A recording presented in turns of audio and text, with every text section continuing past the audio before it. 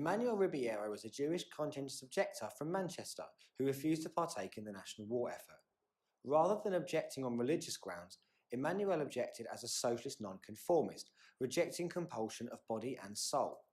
Following the introduction of conscription in 1916, 16,000 people refused the call to arms, and a further 1,000, of which Emmanuel was included, were imprisoned as absolutists. An absolutist rejected not only military service, but also non-combatant duties, such as ambulance driving. Conscription not only involved the abandonment of military participation, but also the sacrifice of individual freedom. The persistent image of British liberty was challenged by the introduction of conscription. The implementation of conscription in 1916 preceded widespread political outrage in particular. For example, Mr. Ramsay MacDonald MP argued that conscription was the greatest of victories for German militarism. Thus, conscription was an attack on British principles. Emmanuel was arrested in January 1917 and received a fine of £2, the equivalent of £130 approximately today, for resisting military service. After being taken to Barry Barracks, Emmanuel refused to put on the uniform. In opposition, Emmanuel began to hunger strike, making him the first conscientious objector to do so. He was then transferred to Lord Derby Hospital at Winwick, where they began to force-feed him. Official government documents reported that he was force-fed 155 times during his 2-year imprisonment. Although this indicated that he was force-fed less than once a day, the Under-Secretary of State for War insisted he had gained muscle mass and was in better health than his initial imprisonment. This report contradicts a statement released by the Conscientious Objectors Information Bureau, which stated Emmanuel's health was deteriorating incredibly quickly. Additionally, a letter written by Emmanuel to his wife and published in the Manchester Guardian in March 1917 described the force feeding as: "They force a gag into my mouth, which causes terrible punishment. Then a tube was put in my mouth and forced into the stomach, with 6 men holding me down from moving.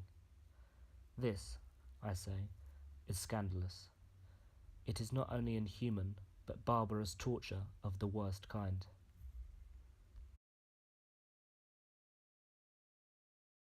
His mistreatment also affected his religious freedom.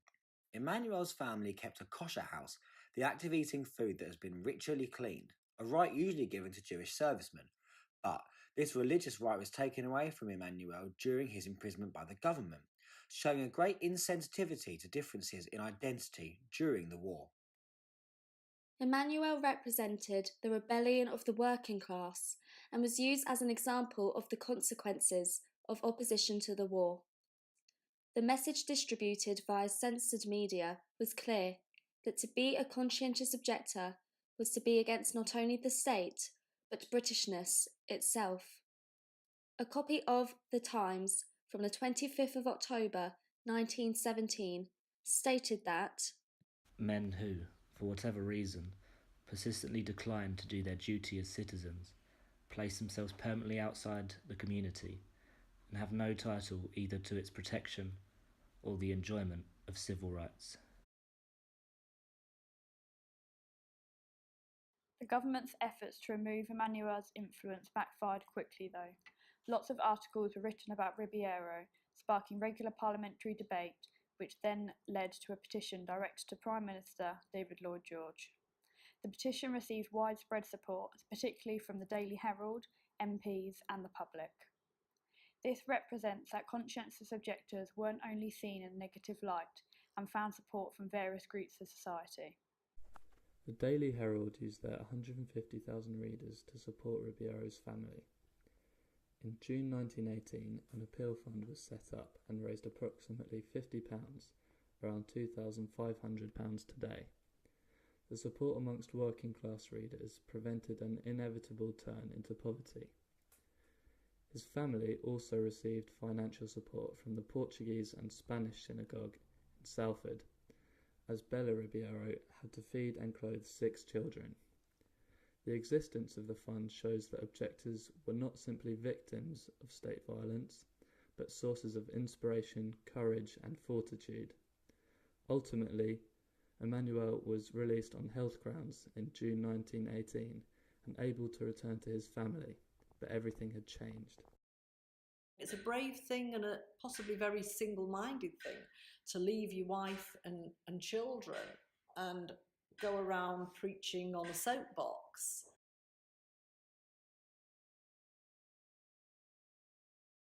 Despite his successes in publicising anti-war opposition, at home, life had become almost unbearable.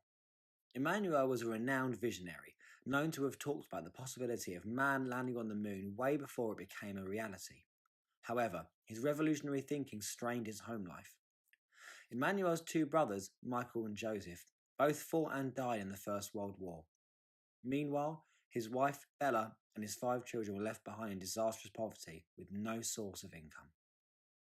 Alec and Michael Ribeiro evicted their father, Emmanuel, from the family home, following his return from prison. However, later in life, Alec wrote of his admiration for his father. Mother regarded him as a failure, whereas others regard him as a prophet. Later in life, both his sons recognised that their father prioritised his socialist beliefs and activism over his parental roles. Although they experienced neglect, Emmanuel's legacy in his family has become one of courage, as symbolised by his son Alec. Were it not for him and men of his ideals, his fighting spirit, most of the present crop of inhabitants on earth would still be slaves.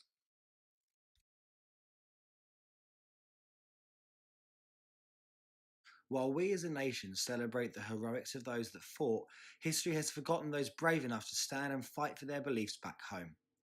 Emmanuel's experience mirrored the thousands of others across the country who sacrificed their lives and families in the pursuit of a different type of liberty, freedom from war. The role of the British state has too often gone unexamined in how it deals with those who dissent. For a country that advocates principles of liberty, tolerance and justice, Emmanuel Ribeiro's story emphasises that we, collectively, need to examine who we think we are and why stories such as Emmanuel's do not get heard.